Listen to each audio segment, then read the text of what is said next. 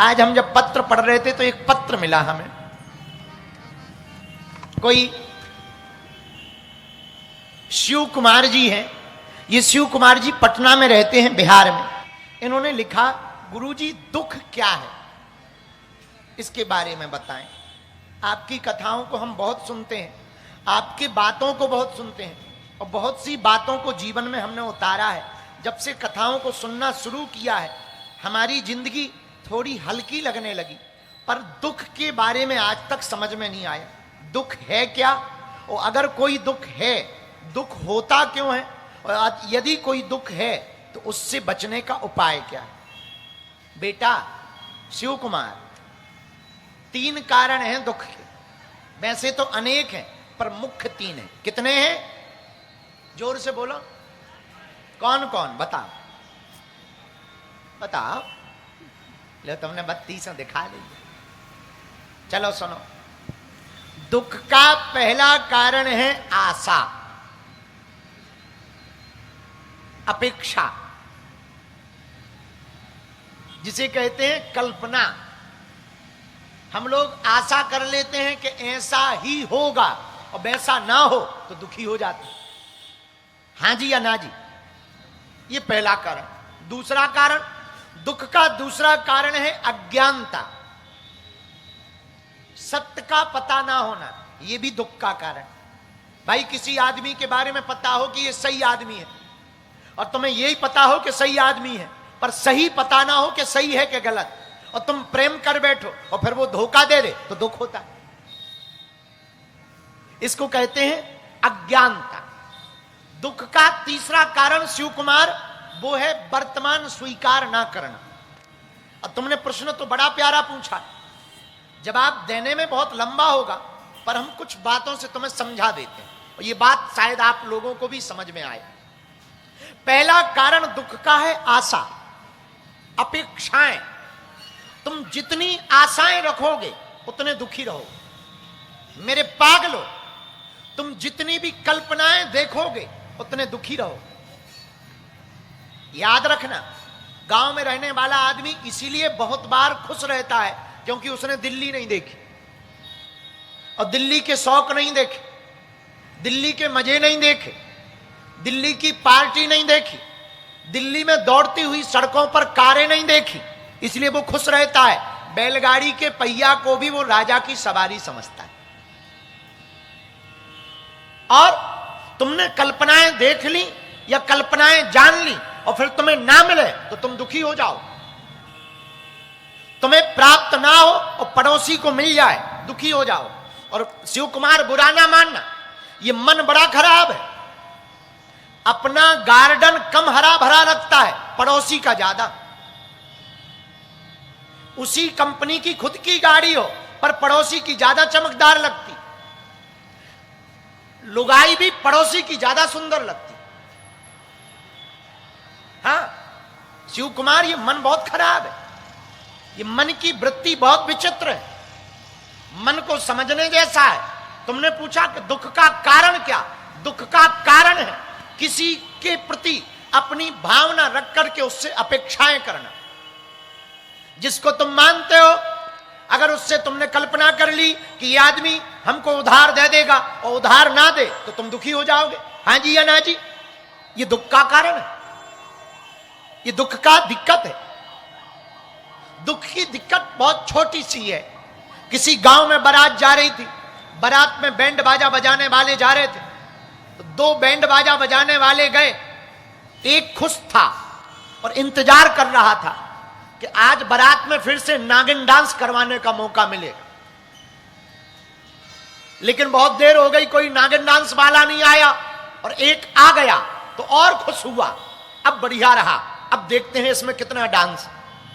और बढ़िया बीन बजाने लगा। लेकिन उसी बैंड बाजा वाली टीम में एक दूसरा आदमी भी था। एक ही समय पे दोनों आए, एक ही समय पे दोनों को घर जाना है, एक जैसा दोनों को पेमेंट मिलना है। लेकिन एक खुश है कि नागिन डांस करने वाला आ गया, अब इससे डांस करवाएंगे। दूसरा दुखी हो गया कि अब ये आ गया, ये और डांस करेगा, 2 घंटा लग जाएंगे। ये दुख है एक जगह, पर एक ने आशा रखी, एक ने आशा नहीं रखी। एक यजमान के घर दो पंडित जी गए, दोनों वापस आए तो एक रो रहे थे, एक हंस रहे थे। तो एक व्यक्ति ने पूछा क्या बात है? शिव कुमार ध्यान से सुनना और तुम्हारा भी प्रश्न होगा कि दुख क्या है, जरा समझना। एक यजमान के घर दो पंडित गए, दोनों वापस आए, एक हंस रहे थे, एक रो रहे थे। तो किसी व्यक्ति ने पूछा आप हंस रहे हो, आप रो रहे हो, मामला क्या है? क्या आपको ज्यादा पेमेंट मिली, इनको कम दक्षिणा? बोले नहीं नहीं, समान दक्षिणा थी। तो क्या इनको ज्यादा सम्मान मिला, आपको कम? नहीं नहीं नहीं, सम्मान बराबर मिला। तो क्या इनको भोजन कराया, तुम्हें नहीं कराया? नहीं नहीं, दोनों को भोजन कराया। फिर एक हंस क्यों रहा और एक रो क्यों रहा? दोनों ब्राह्मण अपनी अपनी बात सुनाने लगे। एक पंडित जी बोले हमने सोचा ये यजमान बहुत अमीर है, बहुत अमीर है, हम पूजा करवाएंगे, 5,000 देगा, पर 500 दिए। दूसरे पंडित जी बोले हमें पहले ही पता था, हम इसलिए हंस रहे हैं, हमें ये तो पता था कि अमीर है, पर ये भी पता था कंजूस है, 50 देगा, पर हमें 500 मिल गए हैं। ये जिंदगी है। आप अपने मन में जैसी कल्पना करोगे वैसे ही तुम्हारी जिंदगी में दुख और सुख उतरने लगेंगे।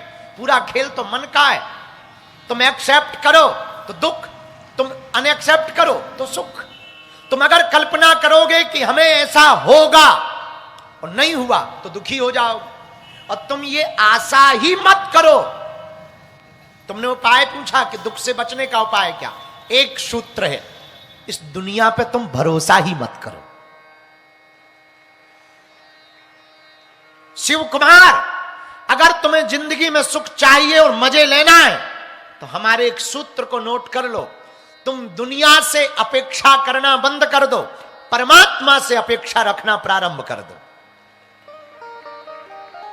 तुम्हें सुखी रहना है तो ये बात तुम अपनी जिंदगी की डायरी में, मन के स्तंभ पर नोट कर लो कि तुम्हें जिंदगी से धोखा ही मिलेगा।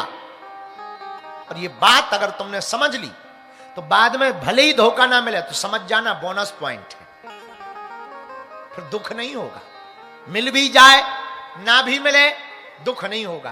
तो दुख से बचने का पहला कारण यही है, संसार पर आशा मत करो, संसार के लोगों पर आशा मत करो। ये पहला कारण। दुख का दूसरा कारण, दुख का दूसरा जो कारण है वो है,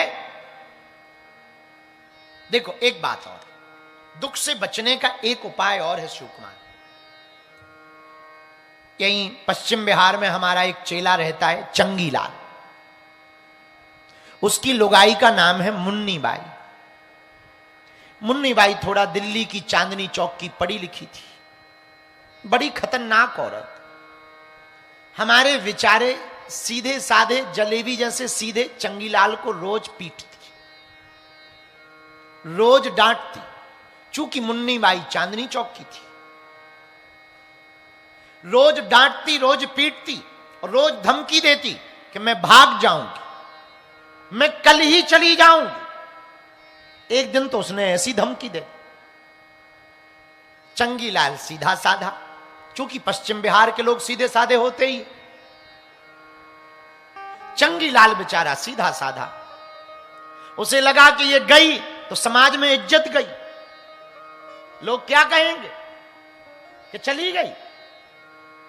एक घरवाली ना संभली और कल के दिन चंगीलाल को नेता भी बनना था, तो उसने सोचा कि अब तो आगे का रास्ता भी बंद हो जाएगा। लोग कहेंगे जब तुमसे घरवाली संभली नहीं है, विधानसभा क्या खाक संभलेगी? भाई जिससे लुगाई ना संभले तो बात सही है, अब वो विधानसभा क्या खाक संभालेगा? और परेशान चंगीलाल। तो चंगीलाल ने हमारे पास आके अर्जी लगाई कि आप कोई उपाय बताओ, घरवाली बड़ी खतरनाक है और उसे जाना तो है, ये तो मैं उसके लक्षण से समझ चुका हूं, पर ऐसा कोई उपाय बताओ कि कम से कम विधानसभा चुनाव तक तो टिक जाए। हमने कहा इसका परमानेंट सॉल्यूशन है हमारे पास। बोले बोलो। हम कहा कुछ नहीं। उसने धमकी क्या दी? अरे बोले धमकी ये कह रही कि मैं कल भाग जाऊंगी। हमने कहा कान इधर ला। हमने उसको कान में एक गुरु मंत्र दिया, वो पास हो गया। वो तुरंत घर गया, रात को ही पश्चिम बिहार की ऊपर की बिल्डिंग में खड़ा होके बोला, दिल्ली वालों सुनो, कल के दिन कोई हमें दोष मत देना, हम आज से ही अपनी घरवाली का परित्याग कर रहे हैं।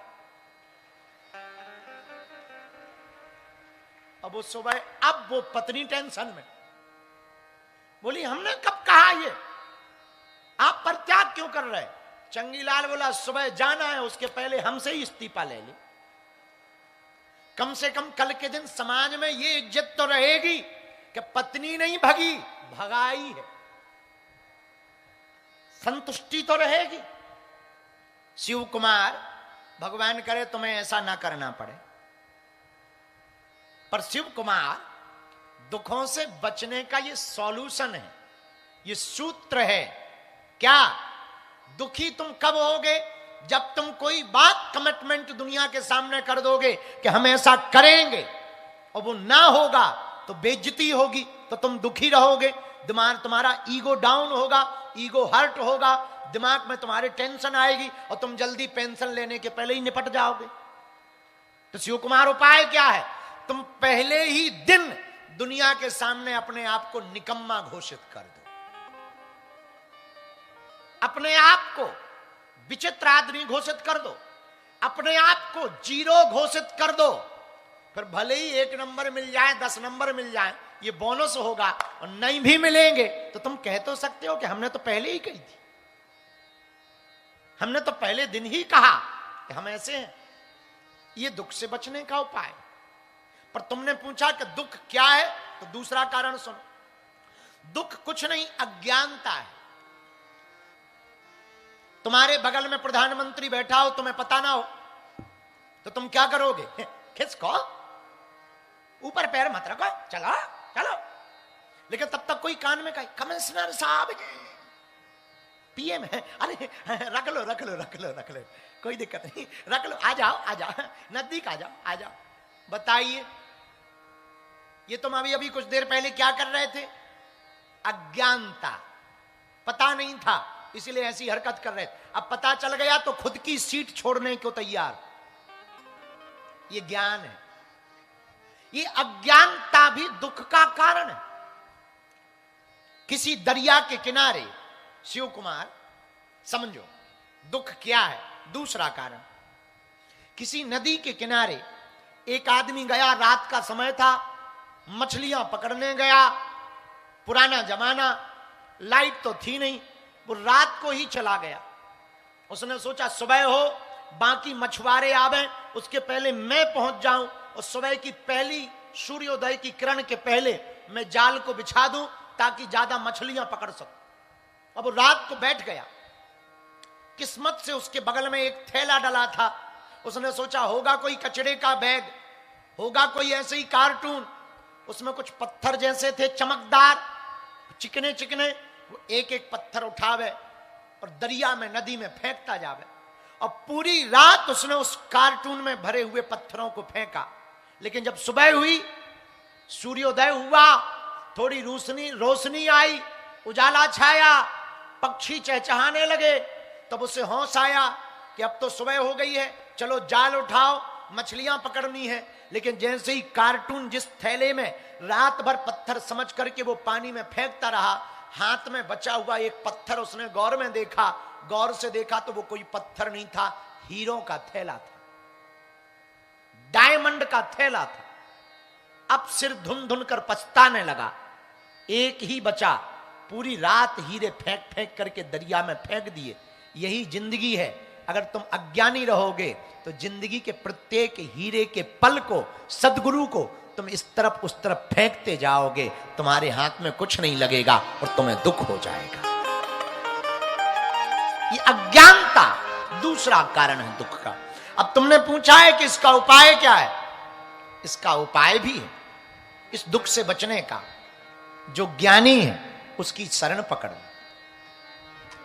वो ज्ञानी कौन है? जय हनुमान ज्ञान गुण सागर, जय कपीस